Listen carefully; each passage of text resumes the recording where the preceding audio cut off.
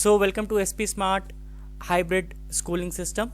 बच्चे we will be discussing another paper that is really very important, and I have created one more set for you all. If you have some confusion, please don't hesitate in asking me in your confusion. Definitely I will be helping you out with the clarification of your confusions, right? So again, every time I'm saying you to start up with the paper from section C, and I am going to start from section C only. The very first question is, read the extract from a poem given below and answer any two questions given at the end. You have to go through this extract which has been taken from one of the poem, right? Or you need to answer this in a very appropriate way, right? While going through the extract, by understanding the extract, you need to answer the question which would be given to you, right? There won't be any choice. There will be 4 questions, 1 question for each marks. बच्चे, I really want to know from you कि जो ये extract है कौन सी poem से लिया है? What do you think? The cardboard shows one how it was when the two girl cousins were paddling, each one holding one of. So father to son. So What? बच्चे, don't get excited Ashutosh. See, हम जल्दी में गलतियां करते हैं, ठीक है? पहले ध्यान से सुनो बच्चे. The cardboard shows one how it was when the two girls were paddling. Paddling का मतलब क्या होता है? चलना, walking, ठीक है? Each one holding one of my mother's hand. और दोनों cousins ने इसकी mother का hand पकड़ा हुआ था, ठीक है? And she, the big girl, some 12 years. ये जो बड़ी लड़की है, mother है, वो 12 years की है. Switch on the camera बच्चे. You are not allowed to switch off the cameras. Class, switch on the cameras. Okay. All three stood still to smile through their hair. और सभी जो थे वो smile कर रहे थे. At the uncle with the camera, uncle photograph खींच रहे थे. A sweet face my mother dad was before I was born. यानी मेरी मदर का जो फेस था वो बहुत ज़्यादा स्वीट था मेरे पैदा होने से पहले. And the sea which appears have changeless. जो सी है उसमें बहुत ही कम चेंजेस हुई हैं या ना के बराबर चेंजेस हुई हैं. Was the terribly transit feet. So from which poem this extract has been taken? Who will answer बच्चे? This extract has been taken from a photograph. सामने ये कह रहा है कि जो मेरी माँ थी वो 12 साल की थी. अंकल के हाथ में कैमरा था क्योंकि अंकल ने कहाँ पे स्नैपशॉट लिया था? बीच में, राइट? और मेरे मदर के साथ 2 कजन्स थी जिन्होंने दोनों हाथ मदर के पकड़े हुए थे. Sea was unchanged, was their terribly transient feet. तो this extract has been taken from the very first poem from the Hornbills, that is a photograph. Who is the poet of the poem? बच्चे, poem का poet कौन है?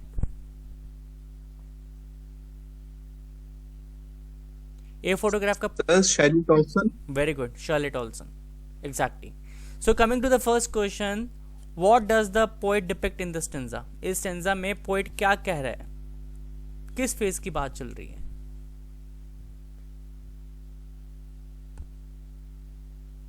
जब mother young थी, 12 साल की थी, अपने कजन्स के साथ बीच में गई थी, यानी कि the poet depicts the childhood memories of her mother.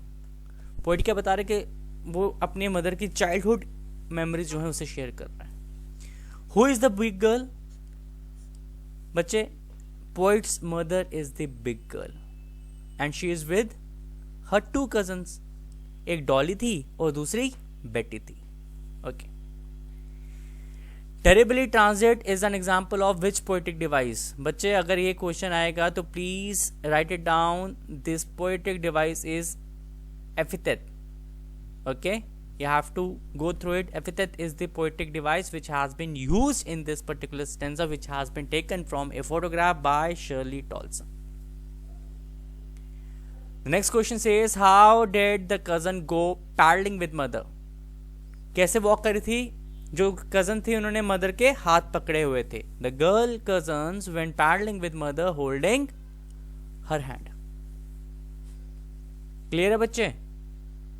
Yes sir. Yes sir. किसी को कोई डाउट? बच्चे आपको आता सब कुछ है, you don't have to get over excited, right?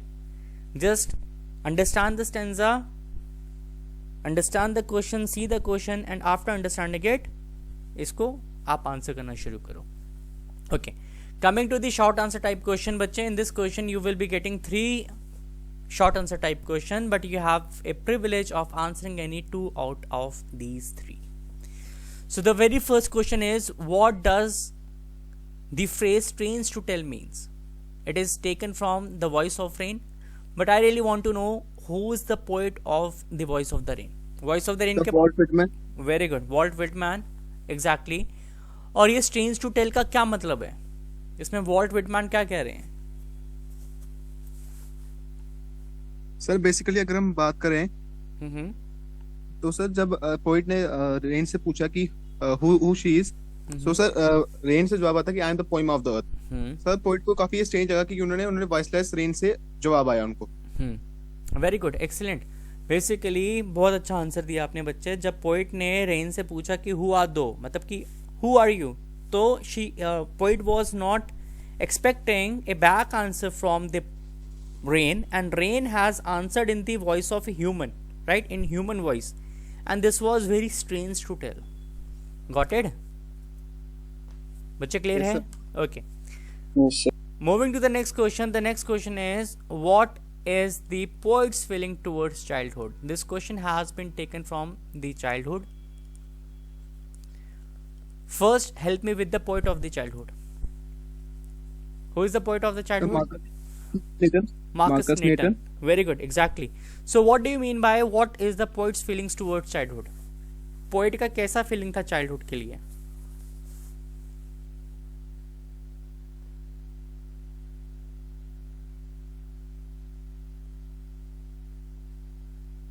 Who will answer बच्चे? बच्चे अगर हम childhood की बात करें, I want to give some explanation of the poem. Basically, poet जो है, he has considered childhood one of an important phase of an individual life. वो कहते हैं कि जो childhood है वो बिल्कुल simplicity से भरा होता है, because it is full of innocence. Child no hypocrisy, उसमें किसी भी तरह की hypocrisy नहीं होती है जिस तरह से adults में होती है, because adults क्या करते हैं, adults preach तो करते हैं about love, but at the end of the day the love is not being seen in their actions. ठीक है? अगर बात करें पोइट की, तो पोइट कहता है childhood is free from taints of guile and rationality, मतलब कि इसमें किसी भी तरह से एक दूसरे के अंदर डिफरेंशिएशन नहीं किया जाता. It is marked by total acceptance and humility. Childhood में एक बच्चा जो है वो सब कुछ एक्सेप्ट करता है, right. In short, childhood is a state of heavenly innocence and purity of heart. एक ऐसा स्टेट है जब बच्चों में बिल्कुल भी क्लेवरनेस नहीं होती, जब बच्चे जो हैं ऑनेस्ट होते हैं और they have a pure heart. What they speak it from the bottom of their heart. Is it clear, बच्चे? Yes, sir. Okay. Moving to the next question. The next question says, I would have him prodigal, says the father. Does he really want his son to be prodigal? First, I really want to know from you all, what do you mean by prodigal? बच्चे, prodigal क्या होता है? Sir इसका मतलब बेफजूल की sir शर्तें या मांगे. बेटा, प्रोडिकल होता है बेफजूल के खर्चे करना. The person who spends unnecessarily, उसके लिए प्रोडिकल वर्ड यूज किया जाता है. ठीक है बच्चे? Switch on the cameras please. Okay, तो बेसिकली क्या फादर सच में चाहता था कि उसका बेटा जो है वो प्रोडिकल हो जाए, बट वो उसके पास वापस आ जाए? What do you think about it? Sir अगर हम बात करेंगे तो फादर चाहता तो नहीं था कि उसका बेटा प्रोडिगल हो जाए, पर वो इसमें अपना प्यार दिखा के बोलता कि चाहे वो प्रोडिगल भी हो जाए पर मैं उसे एक्सेप्ट कर लूंगा, वो मेरे पास आ जाए. लेकिन वो चाहता नहीं था कि वो प्रोडिगल हो जाए, बस उनका वो प्यार दिखाने का तरीका था. Exactly, that was a concern, ताकि वो दोनों के बीच में जो गैप्स हैं वो फुलफिल हो जाए. जो बेटा अपना घर छोड़ के चला गया है वो वापस अपने घर में आ जाए, जो कि उससे से ही बिलोंग करता है, जहाँ पे फादर रहता है. फादर डजंट मीन के ही really want his son to be prodigal, just to make him, just he want and that son should come back to him, so he is using this word ke I would have him prodigal too. Got it? Yes sir. Yes sir. Ashutosh समझ में आ रहा है? आशुतोष लंगर? Yes sir. Okay, I want Yes, sir. acknowledgement from you too, बच्चे. Okay. So it's we are starting with the short answer type question. It has been taken from Hornbills. You have a privilege of answering 3 out of 5, right? There would be 5 question, but you can choose and go with the the best question, the 3 question which you like the most, and you can enjoy your privilege. But we will be discussing all the 5 questions in today's class. Okay. The very first question says, do you think it is reasonable to take adventure expedition in spite of risk involved? This is from We Are Not Afraid to Die. इसका मतलब है कि सच में कुछ लोग जो हैं वो ये जानने के बावजूद भी कि इसमें रिस्क है, अगर हम ये करेंगे तो we might lose our life, ऐसा करते हैं. क्यों करते हैं? आपको क्या लगता है?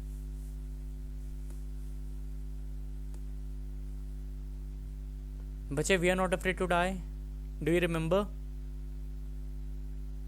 Yes, sir.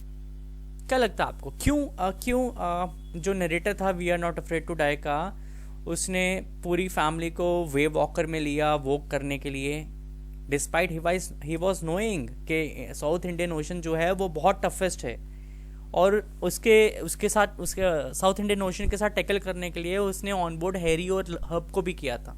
बट क्यों डिसीजन लिया था बच्चे? वो डिसीजन इसलिए लिया था because every individual is different. There are some individual who are crazy about doing adventure. They are passionate about doing different things, and they are passionate and enthusiastic and willingly accept the challenges. So their desire is to lap of nature and make experience its beautify pushes them to such expedition. उनकी सोच ही वैसी है, वो अपनी life में adventure, क्योंकि हर individual एक जैसा नहीं होता. कुछ लोग होते हैं कि ऐसा करना चाहते हैं because they are passionate about that thing. Got it बच्चे? Yes, sir. Yes, sir. Okay. Moving to next question. The next question is, do you think the title Ailing Planet is an appropriate title for our planet? Ailing Planet का क्या मतलब होता है? Ailing Planet हो गया बीमार planet. क्या ये सही टाइटल है?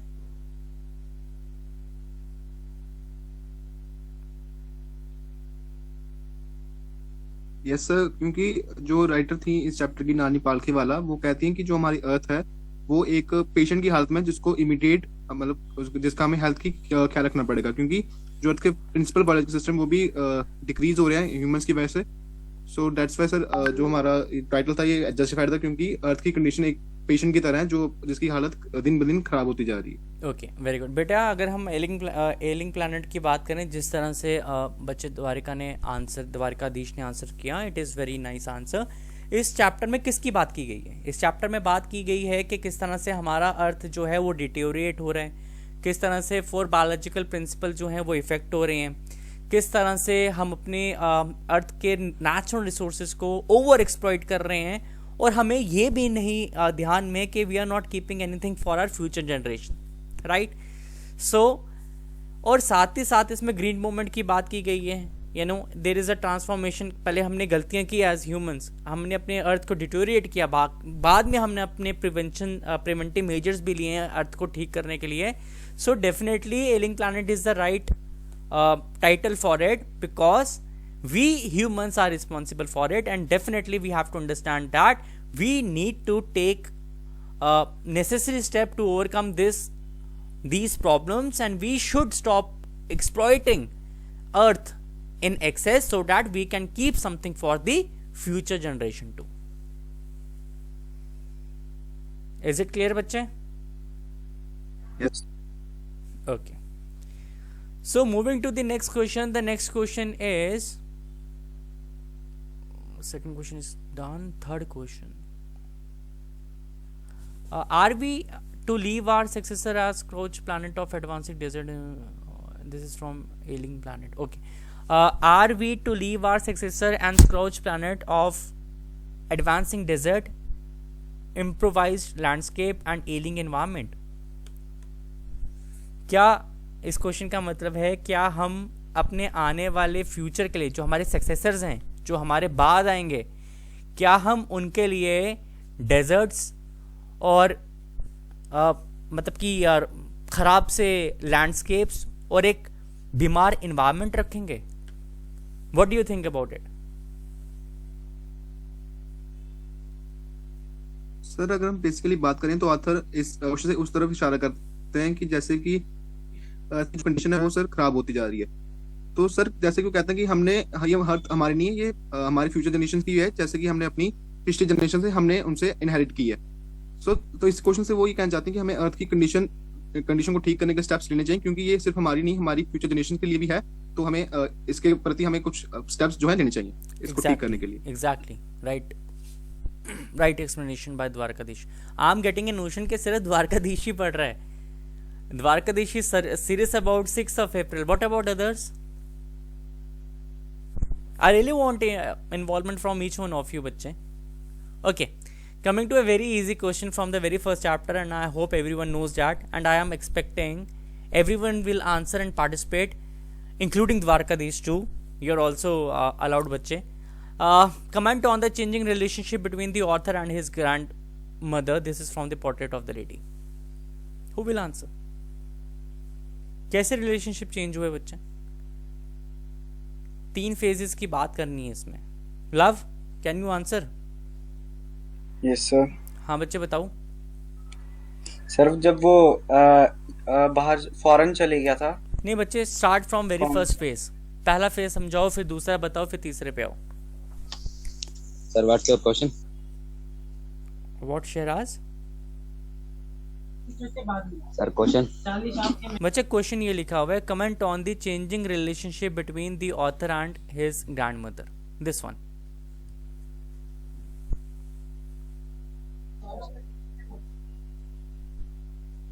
Shahraj, is it clear to you? Yes sir. बेटा आंसर दीजिए। कौन? सर ऐसे हिंदी में ही बता दूं? बिल्कुल बेटा, हिंदी में बताइए। Okay sir. अनम्यूट कर लीजिए बच्चे। सर आर्थर और उसकी ग्रैंडमदर में जो चेंजिंग रिलेशनशिप आए थे सर, वो तब आए थे जब सर वो सिटी शिफ्ट हुए थे। तो उसके बाद सर फिर वो जब फॉरेन चला गए तो उनकी सर इंटरेक्शन सिटी में कम होने लगी। और वो जो उसकी ग्रैंडमदर है सर, फिर उन्होंने सेपरेट रूम किया। उसके बाद सर वो उसकी हेल्प नहीं कर सकती थी होमवर्क वगैरह में। तो फिर उसके बाद सर वो 5 साल के लिए बाहर चला गया। बेटा ये इसमें थोड़ा सा ना आप गलत बता रहे हो। Anyone else want to try? Sir there are mainly 3 phases. Okay. First phase था जब वो विलेज में रहते थे, उसके ग्रैंडमदर वो एक साथ रहते थे। उसकी अम्मा उसको सुबह उठाती थी, रेडी करते, ब्रेकफास्ट देते थे, स्कूल छोड़ते थे। और स्कूल जब छोड़ने जाते थे, उसके स्कूल के साथ ही मंदिर था, वहां पे वर्शिप करते थे, फिर स्कूल से लाते थे। फिर उनको सिटी में बुला लिया गया ऑथर के पेरेंट्स के द्वारा। फिर जब सिटी में गए, वहां पे वो स्कूल छोड़ने नहीं जाती, क्योंकि वहाँ मोटर बस की अवेलेबिलिटी थी। Very good. तो अवेलेबिलिटी थी। सेकंड फेज, थर्ड फेज था। उनको सेकंड फेज में प्रॉब्लम थी कि स्कूल वेस्टर्न कल्चर के रिलेटेड है, वहां पे गॉड की वर्शिप बारे नहीं बताया था, वहां पे म्यूजिक एंड साइंस के बारे में बताया जाता है। थर्ड फेज तब आया जब ऑथर को अलग से कमरा दिया गया, जब वो कॉलेज आना स्टार्ट हुआ।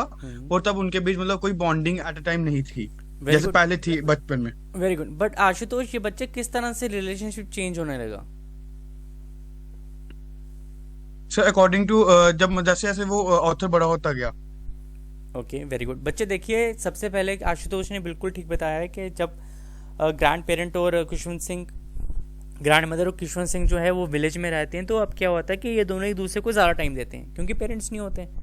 तो grand mother right from Khushwant Singh को सुलाने तक, उठ के तैयार करने से लेके, ब्रेकफास्ट करने से लेके स्कूल जाने तक, वो वहाँ पे वेट करते जब तक खुशवंत सिंह को स्कूल में छुट्टी नहीं हो जाती। Grand mother was a religious lady.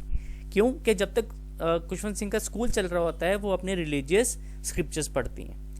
जैसे खुशवंत सिंह को छुट्टी होती है, छुट्टी करके साथ में बाहर निकलती हैं, और बाहर निकल के ही रास्ते में स्ट्रे डॉग्स जो होते हैं उन्हें स्टेल चपातीस देते हैं और घर आते हैं, फिर डिनर करते हैं और साथ में सोते हैं। तो यानी एक दूसरे को ये बहुत ज़्यादा टाइम दे रहे होते हैं। इस फेज में जो इन दोनों का बॉन्ड है, जो रिलेशनशिप है, वो बहुत स्ट्रांग होता है। अब इवेंचुअली क्या होता है कि खुशवंत सिंह के पेरेंट्स जो है वो सिटी में सेटल हो जाते हैं और ये खुशवंत सिंह को ग्रैंड मदर को भी सिटी में ले जाते हैं। सिटी में रिलेशनशिप में चेंजेस इसलिए आती हैं क्योंकि पहले क्या होता है कि ग्रैंड मदर खुशवंत सिंह को स्कूल छोड़ने जाती थी विलेज में, अब ऐसा नहीं है। सिटी स्कूल में खुशवंत सिंह जो है वो मोटर बस में जाते हैं। दूसरी बात, खुशवंत सिंह को अब स्कूल में साइंटिफिक स्टडीज करवाई जाती हैं, और जब वो अपनी दादी माँ को इस बारे में बताते हैं तो दादी माँ बहुत ही ज़्यादा गुस्सा होती हैं, क्योंकि शी बिलीव्स कि स्कूल में स्क्रिप्चर्स, रिचुअल स्क्रिप्चर्स पढ़ाए जाने चाहिए, साइंटिफिक स्टडीज नहीं करवाई जानी चाहिए।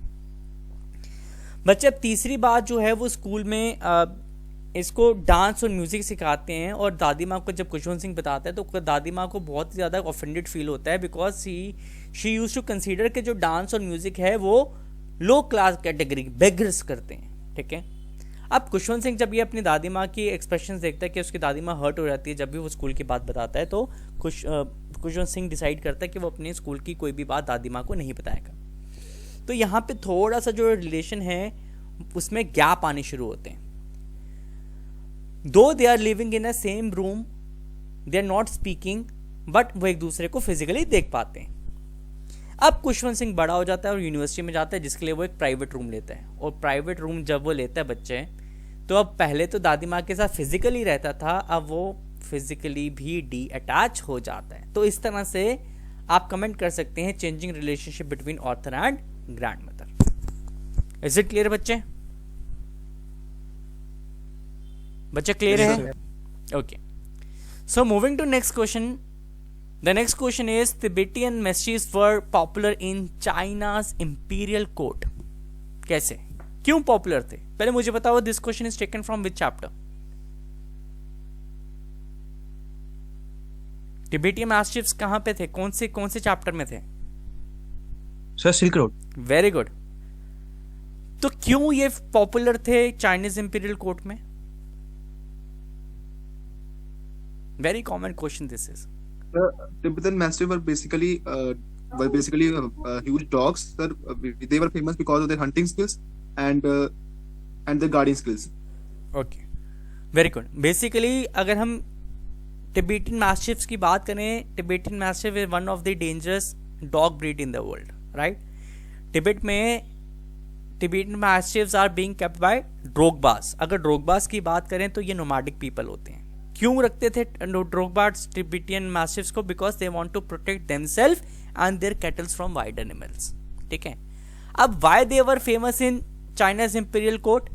दे were famous in China's imperial court as they were imported from Tibet to China, and Chinese people they used to use Tibetan mastiffs at their guard, as their guard dogs. They are very good sniffers too. Sniffers क्या होते हैं? जो अच्छे से सूंघते हैं, इसलिए China's imperial court में इनको अपॉइंट किया गया था, इनको रखा गया था। Got it? Yes sir. Yes sir. Okay बच्चे, एडवेंचर के ये जो लाइंस स्टेटमेंट्स हैं, 4-5 लाइंस हैं, टेक्स्ट बुक क्वेश्चंस हैं, ये एज इट इज आते हैं and they are really very important. So whenever you will be preparing the adventure, please go through these questions, right? Okay, the question is, you neither travel to past nor the future, you were in the present experiencing a different world. ये किसने कहा, किसको कहा, और इस line का क्या मतलब है? सर ये राजेंद्र देशपांडे ने प्रोफेसर गायतोंडे को कहा था शायद से। वेरी गुड, 100% कहा था बेटा, शायद से नहीं, 100% कहा था। You right. Yes sir. Sir basically अगर हम बात करें मेरे पॉइंट ऑफ व्यू से था, जहां तक मुझे याद है सर, जब प्रोफेसर गायतोंडे का जब एक्सीडेंट हुआ, जब वो ट्रक से टकराए, तो बेसिकली वो अपने एक उसके लिए जा रहे थे, क्या बोलते, सेमिनार के लिए। तो उनके माइंड में वही चीज चल रही थी जो उनके माइंड में हमेशा चलती रहती थी कि अगर ये हिस्ट्री में अगर ये इवेंट ऐसा हुआ था तो आज कैसा होता। नहीं, क्या चल रहा था एग्जैक्टली? सर एग्जैक्टली उनके माइंड में चल रहा था कि अगर बैटल ऑफ पानीपत मराठा जीत जाते तो क्या होता। Yes sir. तो सर जब वो ट्रक से टकराए तो वो अनकॉन्शियस होकर जमीन पे गिर गए, तो उन्हें ऐसी फीलिंग हो रही थी कि वो उस टाइम में पहुंच गए, मतलब पास में पहुंच चुके हैं, वो उस चीज को एक्सपीरियंस कर पा रहे थे। पर लेकिन जब वो राजेंद्र देशपांडे जब उनके पास आए, उन्होंने उन्हें उठाया, तो उन्होंने बताया कि तुम इस मतलब तुम प्रेजेंट में थे पर तुम्हारा जो माइंड है वो पास में मतलब पास को एक्सपीरियंस कर रहा था, क्योंकि वो चीजें तुम्हारे माइंड में हमेशा चलती रहती थी। Very good, very good. Basically क्या होता है कि जब गायटुंडे हॉस्पिटल में उठते हैं और ये सबसे पहले भागते हैं अपने दोस्त के पास जो है राजेंद्र देशपांडे। अब राजेंद्र देशपांडे कौन है? He is a scientist and he is one of the good friends of professor Gaitonde. Professor Gaitonde उनको बताते हैं और काउंटर करता है राजेंद्र देशपांडे प्रोफेसर गायटुंडे को ये बोल के कि मेरे को एक चीज़ बताओ, जब आपका एक्सीडेंट हुआ तो आप क्या सोच रहे थे? तो प्रोफेसर कहता है मैं तो ये सोचा था कि अगर ये जो पानीपत का बैटल है ये अगर मराठा अब्दाली से जीत जाते तो क्या होता? तो वो कहता है exactly this is a catastrophic theory. Catastrophic theory ये कहती है कि आप जो सोच रहे थे इसलिए आपने वो ही जिया, you have lived that only, so it means you neither travel to past not the future, you are in the present experiencing a different world. क्यों? क्योंकि आपके माइंड में वो चल रहा था जो आप सोच रहे थे एक्सीडेंट के टाइम पे कि अगर मराठा जीत जाते वॉर तो क्या होता। गॉट इट बच्चे? Yes sir. तो इसको आप रिलेट करके लिखेंगे कैटास्ट्रॉफिक थ्योरी के साथ। Okay, moving to the next question. The next question is, do you think the play Mother's Day have a very strong message for social reforms? How far has the writer been successful to convey the message? Mother's Day में अगर हम बात करें बच्चे, this is one of an important chapter and definitely 100% question आएगा और इसका option में भी क्वेश्चन Mother's Day से ही होगा। ठीक है, keep this thing in your mind. Okay, अगर आया तो ऑप्शन में भी मदर्स डे का ही होगा। ओके, तो क्या स्ट्रॉन्ग सोशल मैसेज देता है ये? मदर्स डे के बारे में कौन बताएगा? और क्या आपको लगता है कि सच में जो राइटर है वो अपने मैसेज को कन्वे करने में सक्सेसफुल हुआ है? तो अगर हम बात करें कि जो राइटर ने मिस पीयर्सन की कंडीशन दिखाई है वो सर ऑलमोस्ट हर घर की वही कहानी है, क्योंकि मदर्स को ऐसे ट्रीट किया जाता है कि just like a worker, domestic servant. Okay, Yes, very sir. Good. तो सर जो कंडीशन जो दिखाई गई, जैसे कि मतलब जो उनके हस्बैंड जो थे वो उन्हें मतलब ऐसे ज्यादा कुछ क्या बोलते हैं उनको उन पे ध्यान नहीं देते थे, उनके बच्चे भी वही सेम चीज फॉलो करते थे। और तो सर अगर हम बात करें जो सोशल मैसेज जो राइटर ने दिखाया वो काफी स्ट्रांग है और साथ में उसे वो कन्वे करने में भी सक्सेसफुल रहे, क्योंकि एंड में जब थोड़ा सा चेंज आता है मिस फिजरलैंड की वजह से, क्योंकि जब वो सोल्स एक्सचेंज करते हैं तो उनके फैमिली को जब वो लेसन वो सिखाते हैं तो उन्हें पता चलता है कि मिस पीयर्सन की उनकी लाइफ में कितनी वैल्यू है। बिल्कुल 100%। बेसिकली मदर्स, हाँ जी बेटा बोलो। Very good. सर उस हिसाब से अगर हम देखें तो इससे हमें भी ये मैसेज मिलता है कि हमें अपनी मदर्स की वैल्यू करना चाहिए, क्योंकि उनकी हमारी लाइफ में काफी वैल्यू है, क्योंकि वो काफी इंपॉर्टेंट है हमारे लिए। वेरी गुड, एक्सीलेंट बेटा, and I am quite impressed कि you have been working so hard. I am sorry. Basically अगर हम मदर्स डे की बात करें तो मदर्स डे में बात हुई है कि किस तरह से हमारी सोसाइटी में एक फीमेल को ट्रीट किया जाता है, राइट? एक फीमेल को किस तरह से फीमेल जो है she is working tirelessly 24/7 right from morning to night, right on weekends without taking an off. She is compromising on her personal life. She is delivering whatever is being said by the children, whatever is being said by the husband, without any thought, without thinking that she might get tired or she is tired. She is doing all the work restlessly and without any selfishness, right? So बच्चे, but at the same point she feels like that she must be at least respected, she must be at least appreciated for the things she has been doing in the family.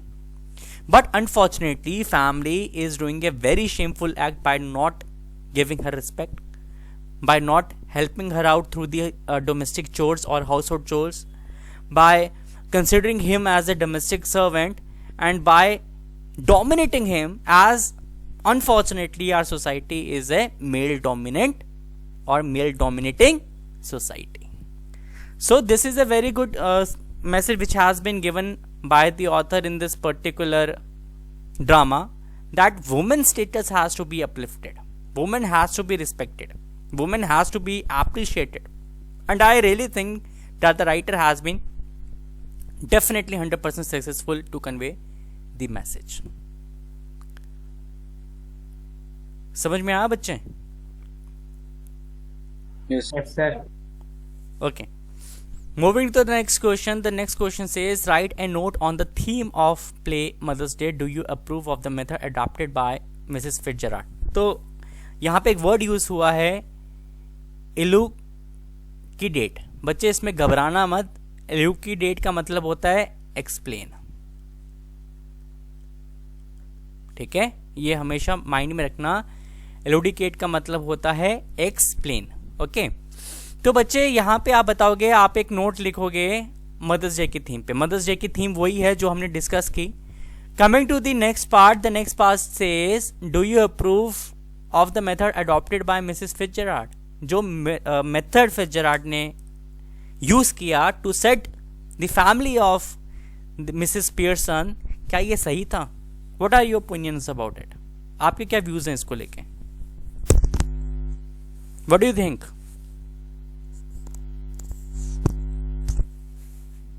बच्चे कौन बताएगा? Sir अगर हम अपने नजरिए से बोलें तो वो मेथड तो काफी अच्छा था।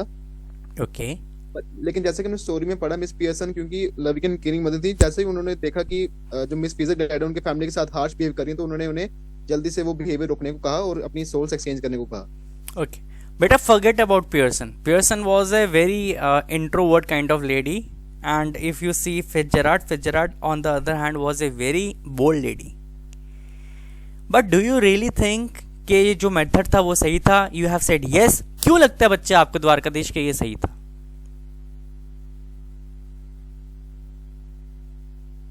आशुतोष और love? Because this was the only way to make the family member realize that they have to respect a female.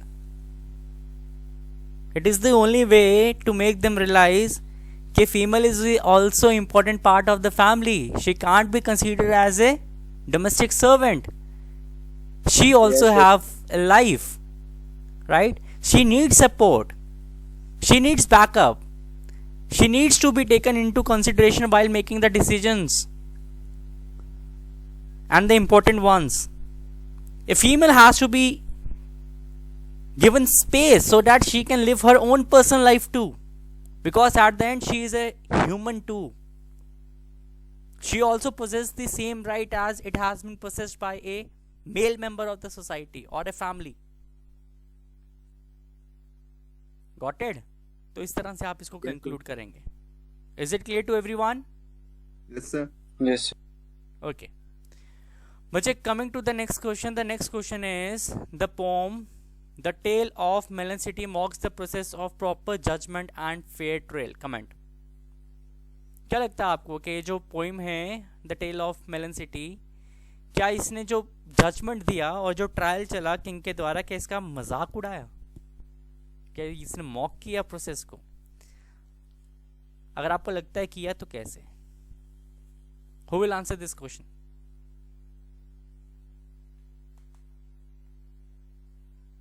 Who will answer बच्चे?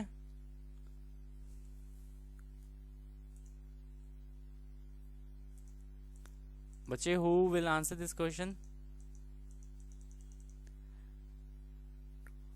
टेल ऑफ मेलनसिटी किस किसने पढ़ा है?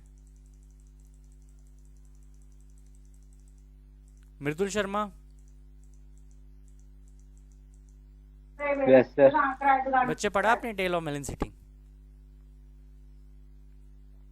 Yes sir. ओके बच्चे, क्या आंसर होगा इसका? थोड़ा सा बताएंगे आप? कोई बात नहीं, अगर गलत होगा मैं आपको सही करूंगा। You don't have to worry. Okay बच्चे, अगर हम टेल ऑफ मेलनसिटी की बात करें तो पहले क्या होता था? टेल ऑफ मेलनसिटी विक्रम सेठ ने लिखी है। तो एंशिएंट टाइम्स में क्या होता था कि जो भी राजा बोलता था उसे कंपेयर किया जाता था गॉड्स के वर्ड्स के साथ। तो इसमें एक किंग होता है, वो बड़ा प्लासिड होता है। प्लासिड का मतलब होता है कि बहुत ही इंसाफ करने वाला होता है, न्यायाधीश होता है वो, राइट? बट एक दिन वो ऑर्डर करता है कि ना सिटी के गेट, एंट्री गेट के पास एक आर्क बनाया जाए। आर्क क्या होता है? वो अगेन एक गेट होता है, ठीक है? और उसका जैसे ही ऑर्डर मिलता है तो उसके जो सोल्जर्स हैं वो आग बनाने का काम जो है वो स्टार्ट करवा देते हैं। अब फाइनली जो है वो आग बन के तैयार हो जाता है, और जैसे ही आग बनता है और इसको ये जाता है अपने लोगों को एड्रेस करने के लिए, तो उसका क्राउन जो है वो आग के साथ हिट करता है और क्राउन नीचे गिर जाता है। बच्चे जैसे ही क्राउन नीचे गिरता है तो किंग को बेइज्जती महसूस होती है, और किंग कहता है कि जिसने भी इस आग को बनाया है उनको लेके आओ। सोल्जर जाते हैं और बेचारे लेबर क्लास जो लोग होते हैं, जो मजदूर होते हैं, जिन्होंने आग को बनाया होता है, उसको लेके आ रहते हैं, और वो ऑर्डर करता है कि ना इन सबको टांग दो, सबको टांग दो, सबको फांसी दे दो। बट ऐसा होता नहीं है बच्चे। इतनी देर में फिर से वो रिप्लाई देता है कि सॉरी, वो कहता है कि सबको टांग दो। जो मजदूर होते हैं वो कहते हैं कि हमें अपने सेल्फ डिफेंस में तो कुछ कहने दो, और वो ये कहते हैं कि और वो sorry someone was there at the door, sorry, okay, वो कहता है कि सबको टांग दो। वो कहता है कि नहीं, सबको नहीं टांगेंगे, जिसने वो कहता है कि किंग जो इसका ब्रिक का साइज है वो गलत है, तो जिसने ब्रिक हमें दिया है उसको टांगा जाए। तो जिसने ब्रिक बनाया होता है उसको बुलाया जाता है, और ब्रिक जो है जो ब्रिक वाला मेंशन आता है वो कहता है कि this size has been got from the architect. तो फाइनली आर्किटेक्ट को बुलाया जाता है, और आर्किटेक्ट को कहा जाता है कि इसको टांग दो, मगर आर्किटेक्ट अपने सेल्फ डिफेंस में कहता है कि ये जो मैप है, ये जो ब्लूप्रिंट है आग का, it has been approved by the king only, तो इसमें हमारी गलती नहीं है, किंग को ही टांग देना चाहिए। तो किंग अब अपनी बातों में फंस जाता है। वो डिसाइड करता है कि हम अपने जो किंगडम के सबसे वाइजेस्ट मैन को बुलाएंगे। तो सोल्जर्स जाते हैं और किंगडम के सबसे वाइजेस्ट मैन को लेके आते हैं। जो ये वाइजेस्ट मैन है बच्चे, ये एक ओल्ड मैन होता है जो कि ठीक तरह से चल भी नहीं पाता। वाइजेस्ट मैन को लाया जाता है और उसको पूछा जाता है कि what has to be done. वो कहता है कि इसमें किंग की गलती क्या है, ये तो आर्क टकराई है किंग के साथ, तो इसमें आग को टांग दिया जाए। अब जो किंग के मिनिस्टर्स होते हैं वो सारे अपोज करना शुरू करते हैं, और वो कहते हैं कि आर्क को क्यों टांगा जाए, आर्क ने किंग की क्राउन को टच किया है, तो that is the symbol of royalty, तो आर्क को नहीं टांग सकते। तो यहाँ पे जो क्राउड होता है वो बहुत ज़्यादा एग्रेसिव होता है, और किंग एक प्लान बनाता है। किंग कहता है कि जो भी जिसकी हाइट नूज के साथ मैच होगी, नूज होता है फांसी का फंदा, ठीक है, उसको टांग दिया जाएगा। अब एक एक करके वहाँ पे लोग आते जाते हैं, और किसी की भी हाइट जो है वो नूज के साथ मैच नहीं हो रही होती। एंड में किंग की हाइट मैच होती है और किंग को टांग दिया जाता है। तो बच्चे definitely tale of melon city mocks the process of proper judgment, क्योंकि यहाँ पे तो इंसाफ हुआ ही नहीं, यहाँ पे तो मॉक हुआ, यहाँ पे तो मजाक उड़ाया गया, और किंग इतना बेवकूफ़ था कि वो अपनी बातों में खुद फंस गया है। And definitely at the last he was the one who was hanged for doing nothing. इसमें किसी का भी दोष नहीं था, और यहाँ पे एक बहुत ही सेंसिबल डिसीजन लेना चाहिए था, बट एंगर होने के कारण ही टुक ए वेरी फुलिश डिसीजन। बच्चे क्लियर है सबको? Yes sir. ओके, और वाला क्वेश्चन हम डिस्कस करेंगे। बच्चे this is a simple question, narrate the story of birth in 100 words of your own. जो बर्थ है उसको आपने 100 वर्ड्स में बताना है, और ये क्या मैसेज देता है। बर्थ का समरी किसको आता है बच्चे? Please answer, who will answer this question. Birth का समरी कौन बताएगा? आशुतोष?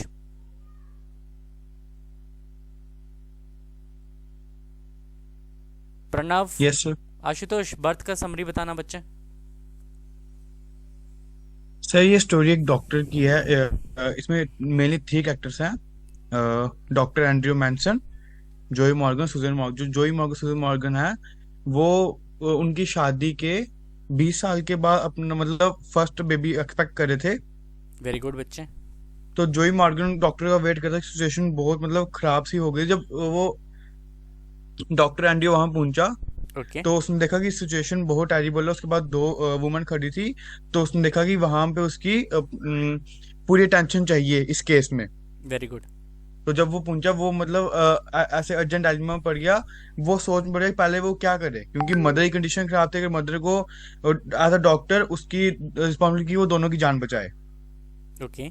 तो फिर उसने डिसीजन लिया, उसने पहले बेबी को मतलब मदर से बाहर निकालने का फैसला किया।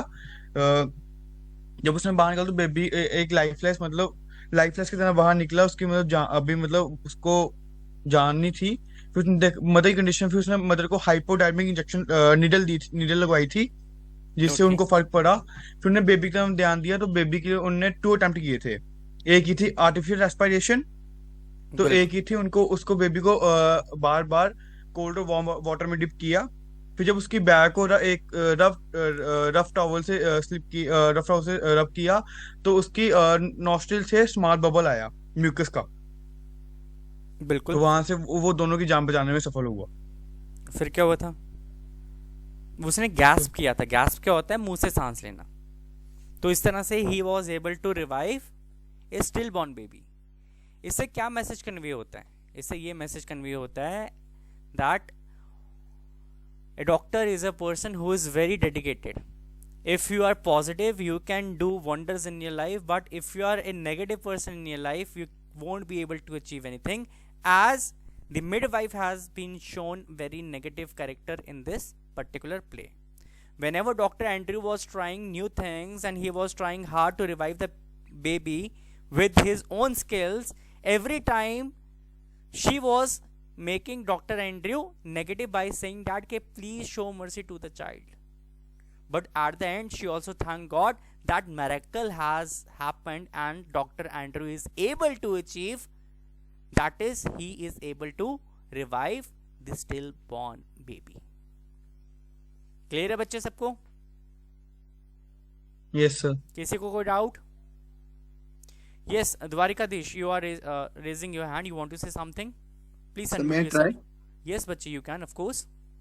सर फर्स्ट ऑफ ऑल जब हम स्टार्ट करेंगे तो हम ऐसे स्टार्ट कर सकते हैं ना, that this is the story birth is written by AJ Cronin, which is the story of a young doctor Andrew Manson who worked under Dr. Edward Page. Yes definitely.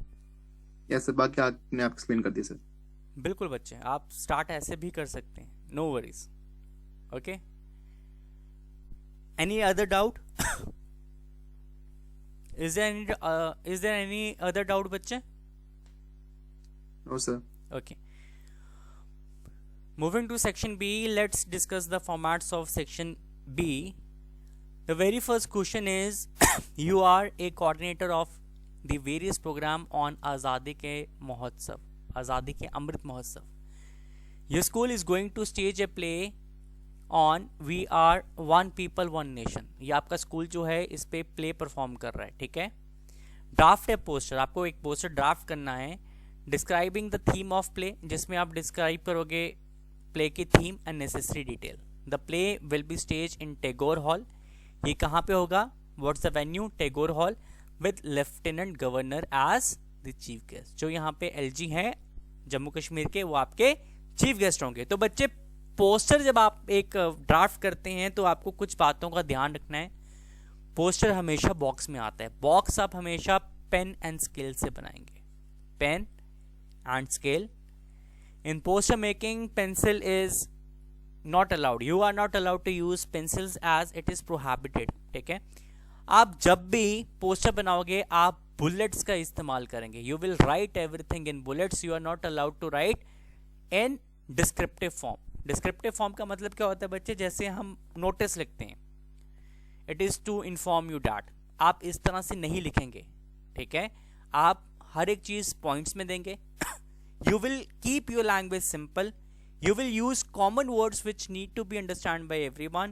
You are not allowed to use the abbreviations. आप abbreviation नहीं use करेंगे, आप terminologies नहीं use करेंगे।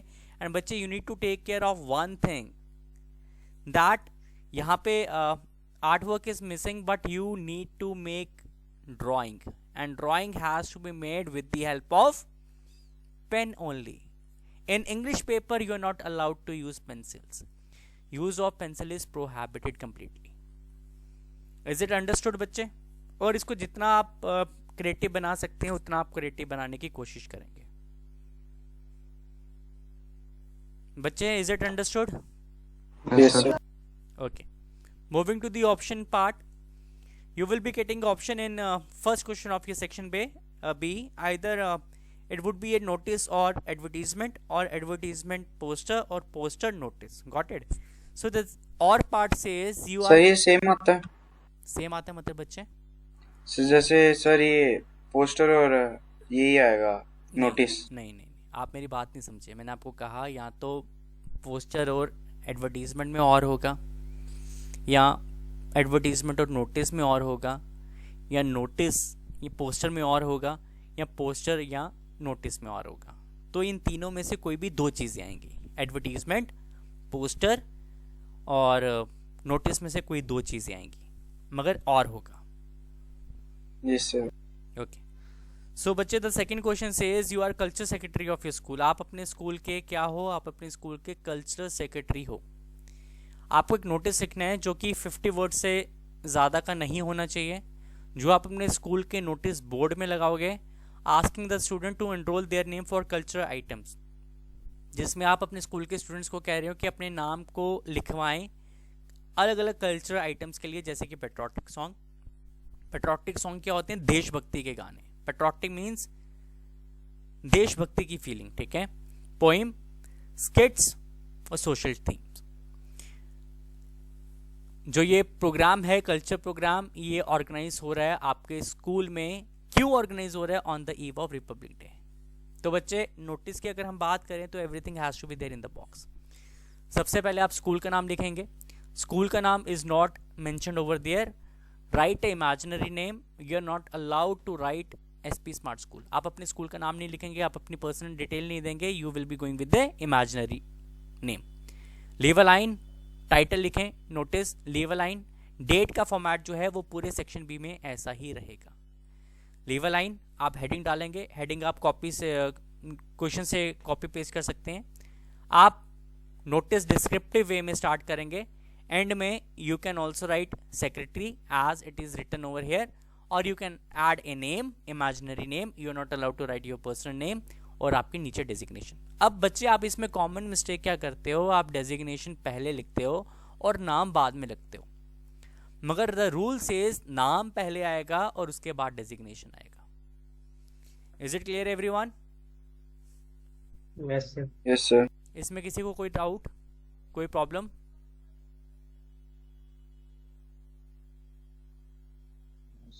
Okay, no sir.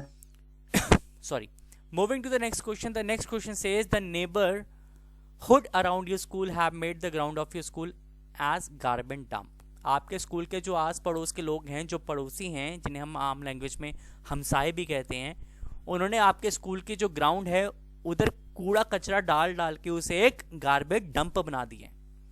आपको क्या करना है? आपको एक लेटर लिखना है। किसको लिखना है? म्युनिसिपल कमिश्नर को, जिसमें आप कंप्लेन करेंगे इस प्रॉब्लम के बारे में। उसे रिक्वेस्ट करेंगे कि आपके जो ड्यूटी स्वीपर्स हैं वो एरिया को क्लीन करें, जो कि पिछले 1 महीने से नहीं आ रहे हैं। तो आप एज ए व्हाट, आप एज ए क्या लिख रहे हो बच्चे?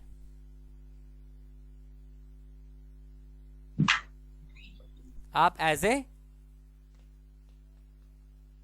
प्रिंसिपल लिख रहे हो बच्चे। किसको लिख रहे हो? Write to municipal commissioner. आप म्युनिसिपल कमिश्नर को लिख रहे हो, ठीक है, क्योंकि यहाँ पे एक ना अराउंड योर स्कूल, तो आप प्रिंसिपल हो। आपका डेजिग्नेशन, स्कूल का नाम Jammu with pin code, leave a line, date इस फॉर्मेट में आएगा, लीव अ लाइन, यानी कि आपका सेंटर एड्रेस और आपकी डेट। इसके बाद आप लिखेंगे रिसीवर एड्रेस। आप किसको लिख रहे हैं? द कमिश्नर को, तो the commissioner JMC town hall Jammu आ गया। अब सब्जेक्ट क्या है? Dumping of garbage in the school playground, right. ये क्वेश्चन में दिया हुआ है, तो यहाँ से आप इसको सब्जेक्ट को मेंशन करेंगे। आप सर से शुरू करेंगे, बॉडी लिखेंगे। बॉडी लिखने के बाद बच्चे majority of you are doing a mistake. आप बॉडी को कंप्लीट करने के बाद लाइन छोड़ के थैंक यू नहीं लिख रहे, आप थैंक यू लिखेंगे। Again you will leave a line, yours faithfully principal, that's it. Is it clear everyone? Yes sir. बच्चे फॉर्मेट में किसी को डाउट है तो प्लीज आस्क।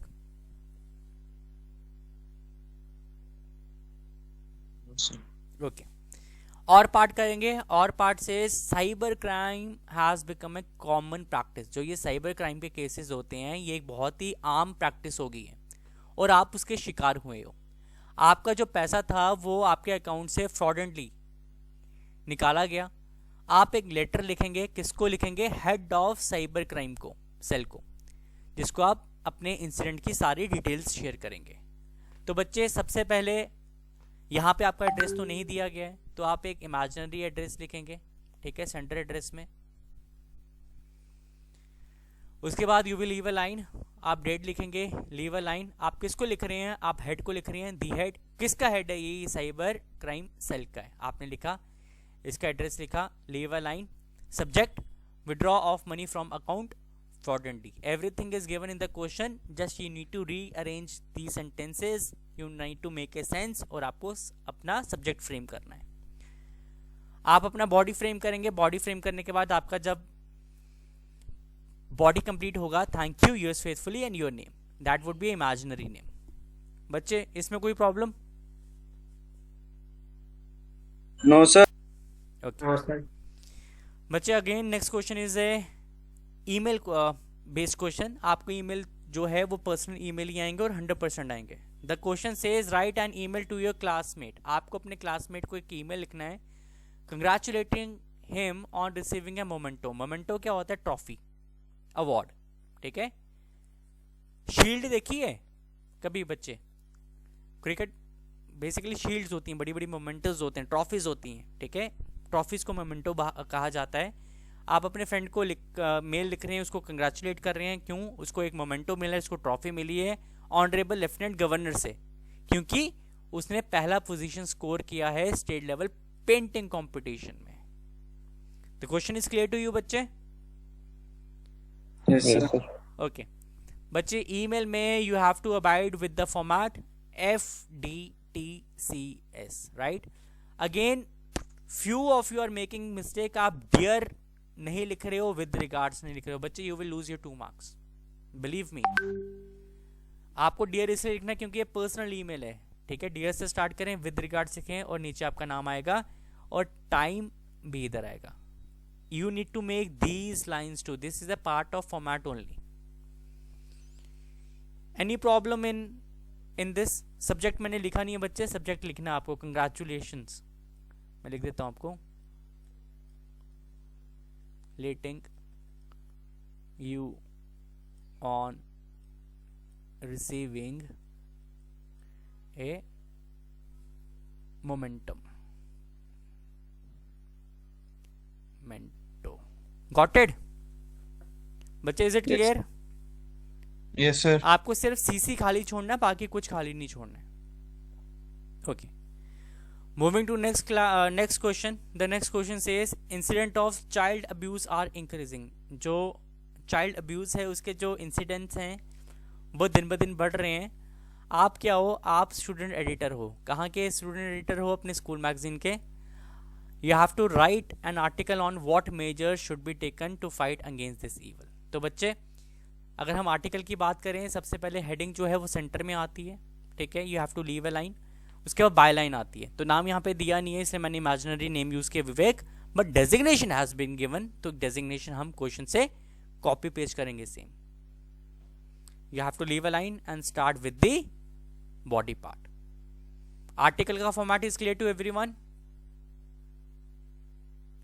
बच्चे, आर्टिकल के फॉर्मेट में किसी को कोई problem? No sir. Okay. We are moving to the or part. The or part is a puppy fell into a deep open well. एक छोटा डॉगी का बेबी जो है, जिसे हम पप्पी कहते हैं, वो एक कुएं में गिर गया आपके स्कूल के, ठीक है।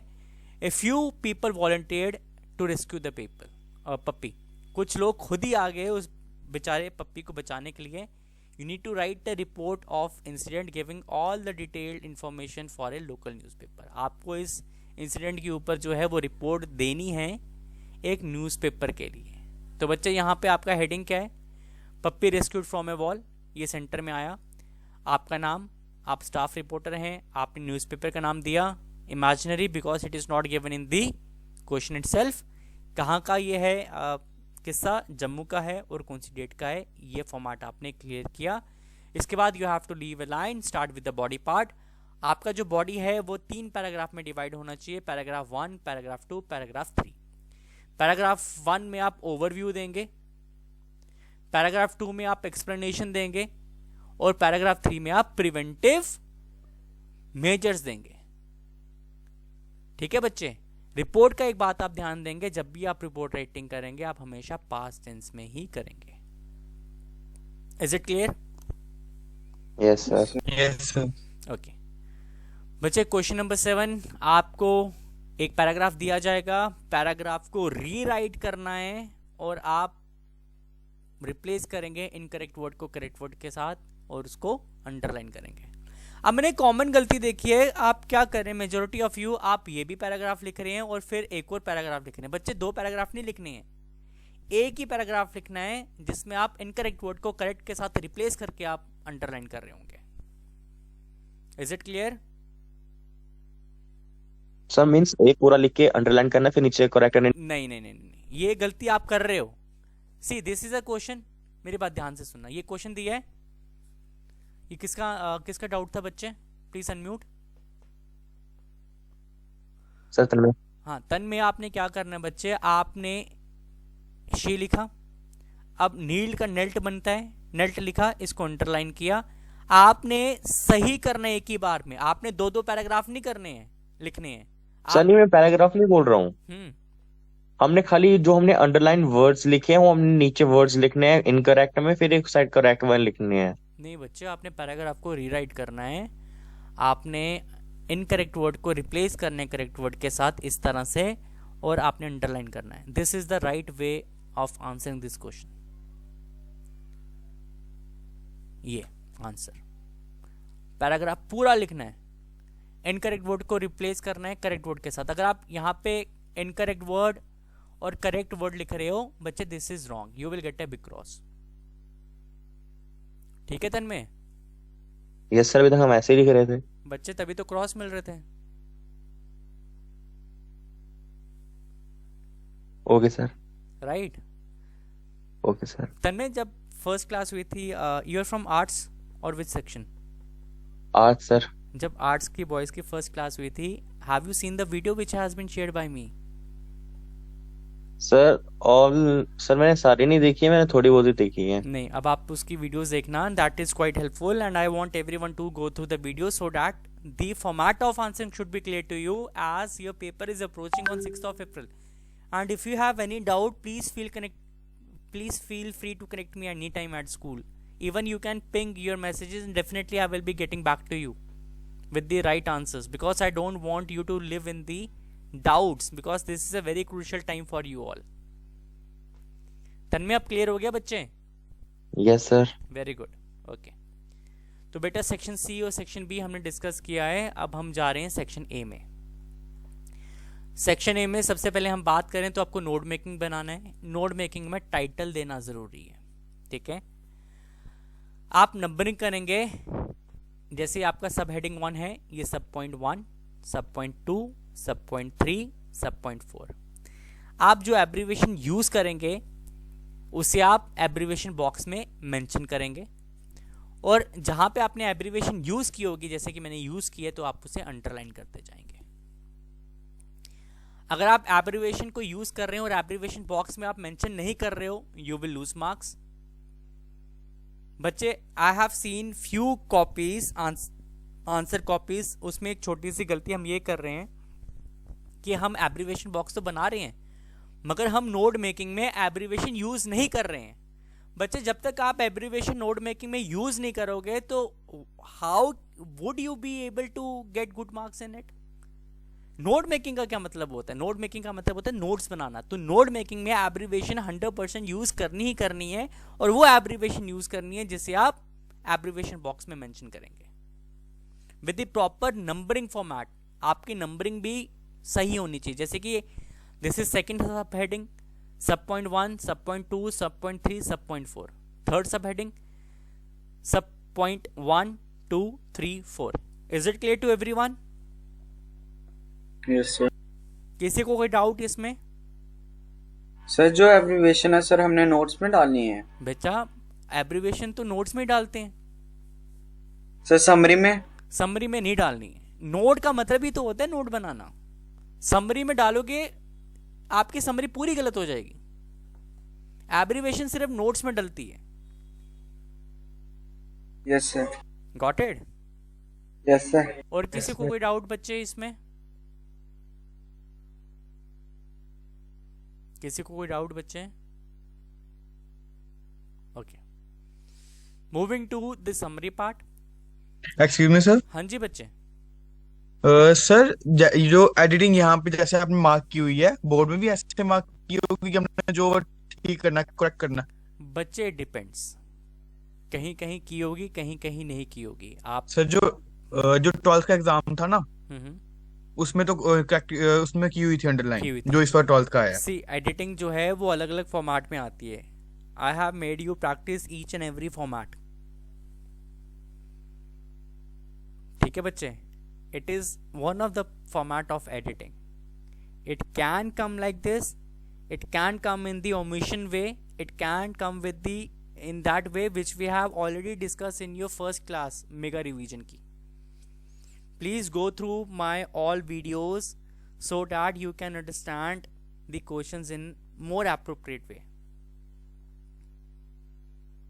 Is it clear बच्चे? Yes sir. ठीक है, it is not necessary कि इसी फॉर्म में आएगी। Okay, sorry.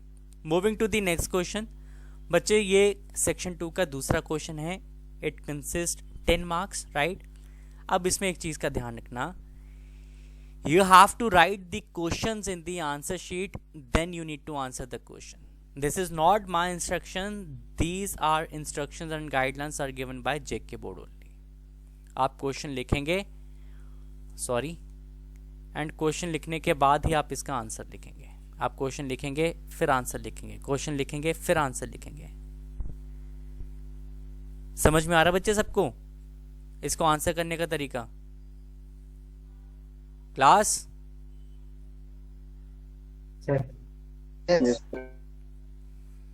बेटा कोई डाउट है तो please ask me. We have discuss the paper. If you have some doubt, still some doubts are there in your mind, please feel free to ask me any doubt from any question.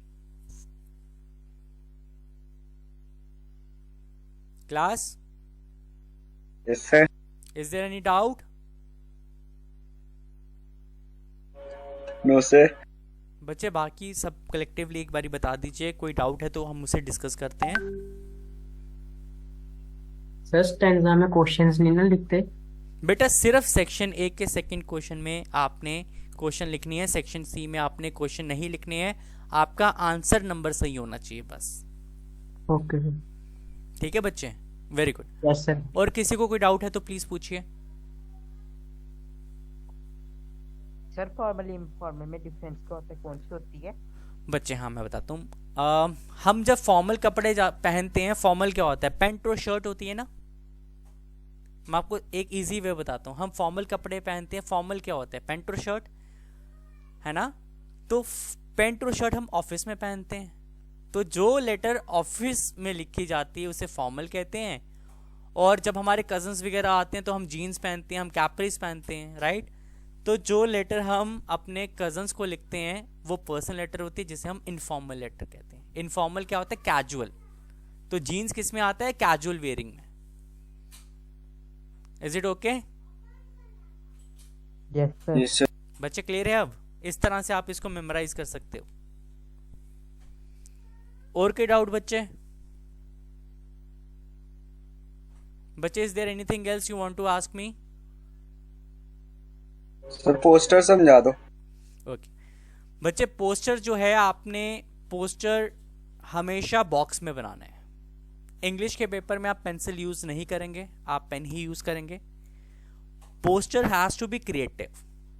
आप poster में descriptive form में नहीं लिख सकते, आपको हमेशा pointers में लिखना होता है, हमेशा बुलेट्स में लिखना होता है। जब भी आप पोस्टर्स बनाएंगे आपको बहुत ही सिंपल लैंग्वेज यूज करनी है ताकि आपका व्यूअर जो है उसे अंडरस्टैंड कर सके। आप इसमें ड्राइंग भी करेंगे, आप इसे क्रिएटिव बना सकते हैं, क्लाउड्स में बना सकते हैं। और पोस्टर में आप बिल्कुल भी एब्रिविएशन यूज नहीं करेंगे, आप टर्मिनोलॉजीज यूज नहीं करेंगे। आप वो वर्ड यूज करेंगे जो कि एक कॉमन मैन जो है उसे आराम से समझ सके। Got it? Yes sir. जैसे हमने आज़ादी के महोत्सव की बात की, तो आज़ादी का महोत्सव कब हो रहा है, कहाँ हो रहा है, ये डिटेल्स आपको पोस्टर में देनी है। कौन चीफ गेस्ट है, as per the question you need to draft a poster, मगर drawing is mandatory in the poster. ठीक है बच्चे? Yes sir. Anything else you want to ask? Sir drawing बनाना पड़ती है क्या? बिल्कुल बनानी पड़ती है बच्चा। अब आज़ादी का महोत्सव है तो यहाँ पे इंडिया का फ्लैग बना देना अच्छा सा, इस तरह से।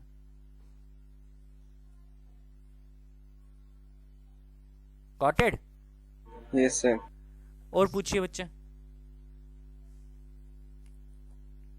Please feel free, please feel relax to ask me your doubts. बच्चे और किसी को कोई doubt? No sir. Shall we close today's session? Yes sir. Okay, we are closing today's session. Thank you and have a nice day. अगर कोई Thank you, doubt sir. होगा please feel free to connect me excuse me sir. Yes बच्चे। Sir जब वो notice में sir कभी कभी दिया होता है ना कि you are the secretary, sir उसमें पहले नाम लिखना है या फिर बाद में सेक्रेटरी लिखना है या पहले? बच्चे मैंने आपको बताया और मैं आपको फिर से बताता हूँ कि सबसे पहले नाम आता है, फिर डेजिग्नेशन आती है। Okay sir. ठीक है? आप Yes. डेजिग्नेशन ऊपर लिखोगे, नाम नीचे लिखोगे, you will lose your 1 mark. आप हमेशा नाम ऊपर लिखते हो, डेजिग्नेशन नीचे लिखते हो। ओके। ठीक है बच्चे? Yes sir. और पूछो बच्चे, कोई भी बात दिल पे मत रखना, you know, don't keep doubts in your mind. If you have any please ask.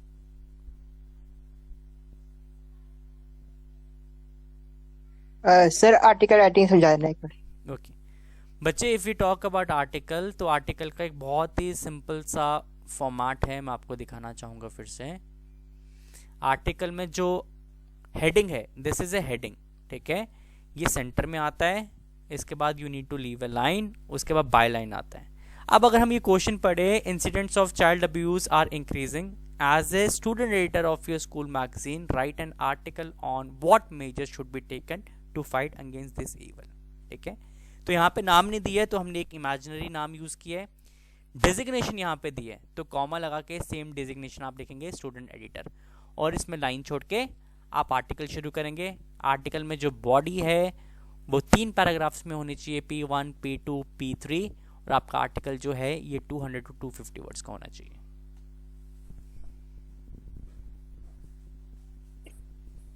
Okay sir. और पूछिए बच्चे, is there anything else you want to ask?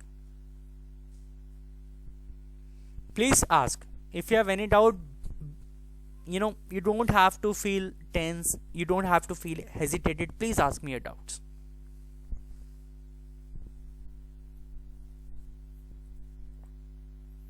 बच्चे किसी को कोई डाउट है? No sir. Shall we close? Yes sir. Yes sir. अभी भी सोच लीजिए। Okay, we I am giving you 2 minutes to think। अगर कोई डाउट है तो प्लीज पूछिए, and please feel free to ask me your doubts. It will be rather appreciated.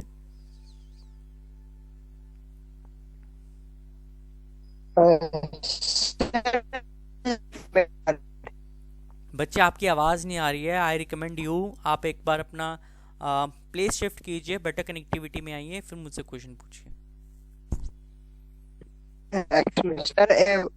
Letter format. Letter format, okay बच्चे, लेटर का एक बहुत ही simple format है। हम सबसे पहले सेंडर एड्रेस लिखते हैं, उसके बाद we are leaving a line, date आता है, डेट का फॉर्मेट सेक्शन बी में सेम रहता है, we have to leave a line, उसके बाद रिसीवर एड्रेस आता है जिस तरह से मैंने लिखा है, you have to leave a line, subject आता है, सब्जेक्ट के बाद सर से आप शुरू करते हैं, उसके बाद आपकी बॉडी शुरू होती है, बॉडी को क्लोज करने के बाद आपको फिर से लाइन छोड़नी है, थैंक यू लिखना है, थैंक यू के बाद लाइन छोड़नी है, ठीक है, you have to leave a line, yours faithfully और आपका नाम। Is it clear? Yes sir. Anything else?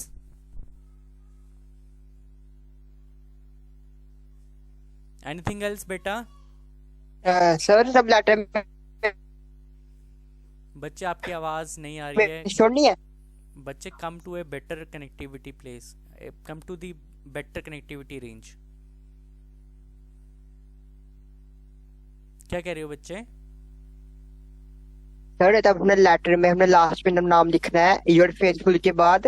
हाँ जी बच्चे। तो लाइफ को लाइन छोड़नी है एक तरफ, उसके साथ लिख देना है। बच्चे जब मैं ये एरो बनाऊंगा इसका मतलब है कि वहां पे लाइन छोड़नी है। तो यहाँ पे मैंने एरो कहाँ पे बनाया है? थैंक यू और योर्स फेथफुली के बीच में।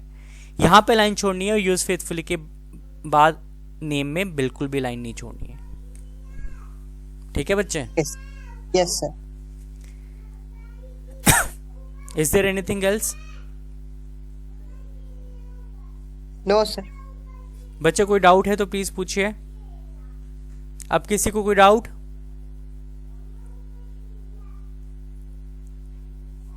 बच्चे किसी को कोई डाउट? Shall we close?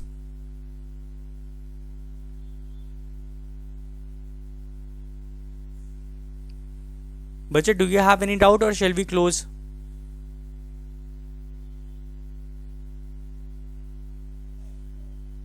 बच्चे किसी को कोई डाउट है? No sir. No sir. Thank you बच्चे। कोई डाउट होगा तो प्लीज पूछना मुझसे, ठीक है? Thank you sir. Okay, take care बच्चे, गुड नाइट, टेक केयर